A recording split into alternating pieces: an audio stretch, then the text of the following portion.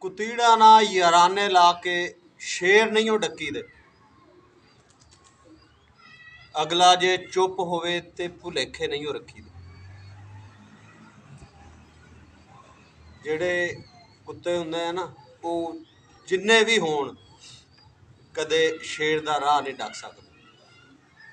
ਦੁਨੀਆਦਾਰੀ ਆ, ਇਹੀ ਹਾਲ ਬੰਦਿਆਂ ਦਾ। ਬੰਦੇ ਕੋਈ ਚਾਰ ਕੰਨ ਟੁੱਟੇ ਬੰਦਿਆਂ ਕੋਲ ਬਹਿਣ ਲੱਗ ਜਾਣ ਨਾ, ਤਾਂ ਉਹਨਾਂ ਨੂੰ ਇਹ ਮਾਲੂਮ ਹੁੰਦਾ ਵੀ ਅਸੀਂ ਪਤਾ ਨਹੀਂ ਕੀ, ਲੇਕਿਨ ਉਹ ਗੱਲਬਾਤ ਕੋਈ ਨਹੀਂ ਹੁੰਦੀ। ਜਿਹੜੇ ਮਰਦ ਬੰਦੇ ਹੁੰਦੇ ਆ ਨਾ, ਉਹਨਾਂ ਦਾ ਰਾਹ ਡੱਕਣਾ ਐਡਾ ਸੌਖਾ ਨਹੀਂ ਹੁੰਦਾ।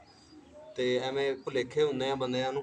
ਜੇ ਅਗਲਾ ਬੰਦਾ ਚੁੱਪ ਕਰ ਜਾਵੇ ਨਾ, ਤਾਂ ਫਿਰ ਇਹ ਨਹੀਂ ਸੋਚੀਦਾ ਹੁੰਦਾ ਵੀ ਉਹ ਪਤਾ ਨਹੀਂ ਸਾਡੇ ਤੋਂ ਡਰ ਗਏ ਆ, ਪਤਾ ਨਹੀਂ ਉਹਨੂੰ ਕੀ ਗੱਲ ਆ, ਕੀ ਬਾਤ ਆ। ਨਹੀਂ ਨਹੀਂ ਨਹੀਂ, ਉਹਦਾ ਮਿਆਰ ਹੀ ਨਹੀਂ ਹੁੰਦਾ। ਕੰਨ ਟੁੱਟੇ ਬੰਦਿਆਂ ਨਾਲ, ਲੰਡੂ ਬੰਦਿਆਂ ਨਾਲ ਮਰਦ ਬੰਦਿਆਂ ਦੇ ਮੁਕਾਬਲੇ ਹੁੰਦੇ ਨਹੀਂ ਹੁੰਦੇ।